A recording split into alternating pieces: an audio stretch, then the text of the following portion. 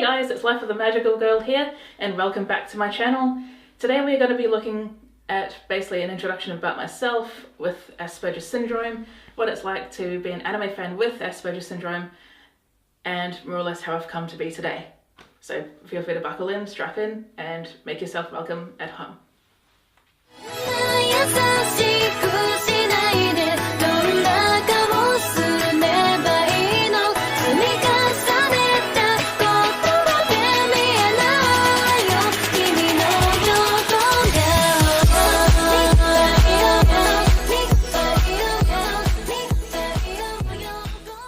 So here's a little bit about myself. My name is Shannon, I'm 27, and I basically live with two cats. Two of them are basically footballs.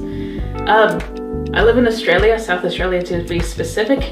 It's fucking hot right now. We're currently going through a heat wave, and perhaps by the time this video is released, we're going through at least 35 degrees to 40. Now, to also introduce a little bit about Asperger's syndrome. Asperger's syndrome is basically where we have a neurological defect in basically our brain. It's not so much mental health. Asperger's syndrome is a little bit different from mental health and also physical disabilities. We experience social anxiety to do with social boundaries. So, for example, we miss out a lot on social cues. So, for example, if I were to hold open a door on a regular basis, as someone with Asperger's syndrome, if I'm taking someone out on a date, I might miss that cue to open that door for someone.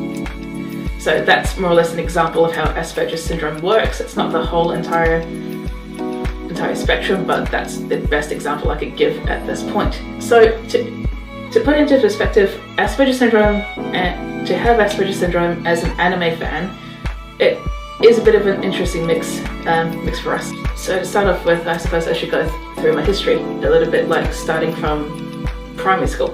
So every time I'd wake up right about 6 o'clock in the morning, get ready, get dressed, all that sort of stuff,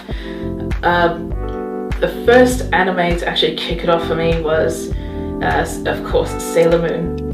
With the luscious legs, the skirts, and the magical transformations, it was spellbinding to me. It was attractive to me to watch Sailor Moon. And ever since then, that's kicked off the whole wave of me becoming an anime fan. So this was during the early 90s, and I'm pretty sure a lot of you remember the early 90s, like with Dragon Ball Z, Digimon, Zoids, Beyblade.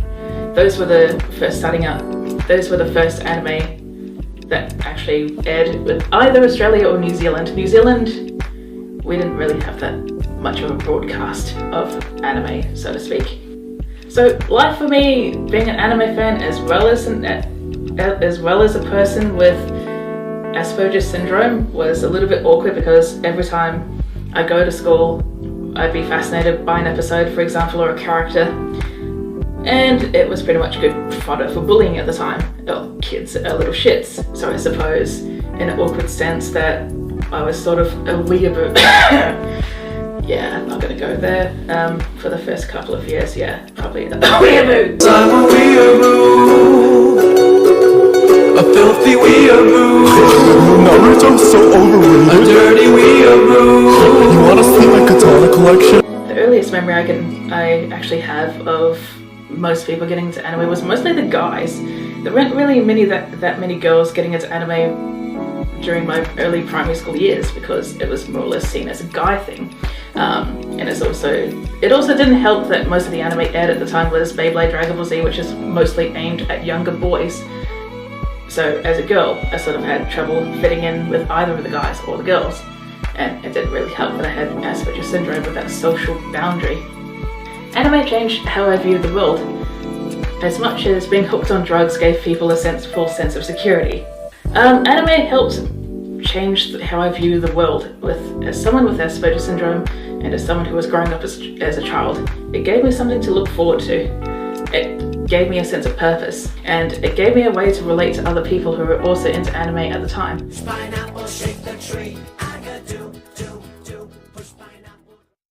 So this isn't exactly how I knew Australia, or even remember Australia by, but here we go.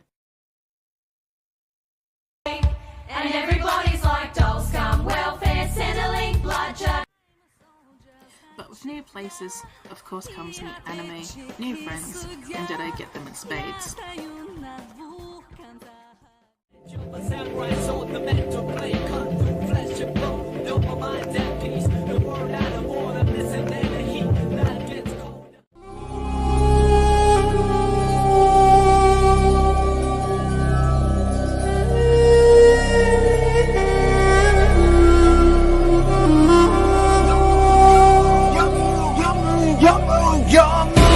These high school years proved to be a fundamental point for me. I was feeling more accepted thanks to new friends who were, this time, into anime. It felt like I had found another sanctuary while finding myself. Everything worked hand in hand, and I learned more about Japan properly at this time. While I had read fanfic enough to understand basic Japanese, my friends I had made showed me the way of an otaku. This was, of course, a period where I was introduced to subbed anime. Back in the day, where you had to carry a USB stick and bum off whoever was showing off about the later seasons or the later episodes of new anime that was coming up from Japan, with outdated computers.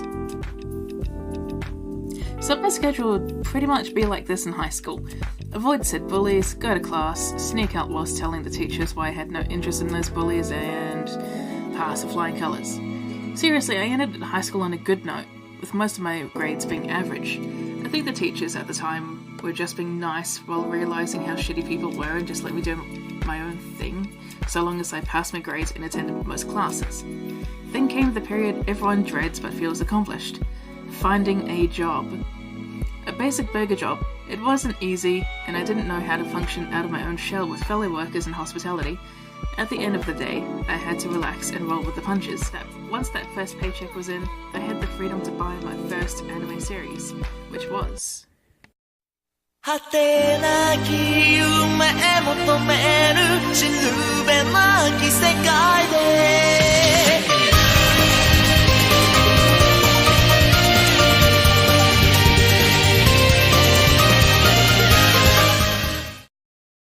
Did I mention that this channel was kind of based around magical girls? Anyhow, after many months of working and trying to get a grasp on the environment, I bought my first ticket to an anime convention, cosplayed as Itachi, and I found it alright. People were accepting, and I found myself going back for more fun, that is, conventions. And basically this is where I will end my story. I will tell more throughout future videos on this journey about what came after conventions. It's just mostly Japan. I will end this video on the note that, as an Aspie, anime has given me something to hold on to. Like an escape, it lets me just be me without the pressure when I need to recover. Many of you have expressed how anime has helped you, and to that, thank you guys so much. Hey guys, thank you so much for checking out my channel and watching today's video. If you actually liked what you saw today, hit that like and subscribe button, and as well as the notification bell at the bottom right of your screen, and I will see you guys in the next video.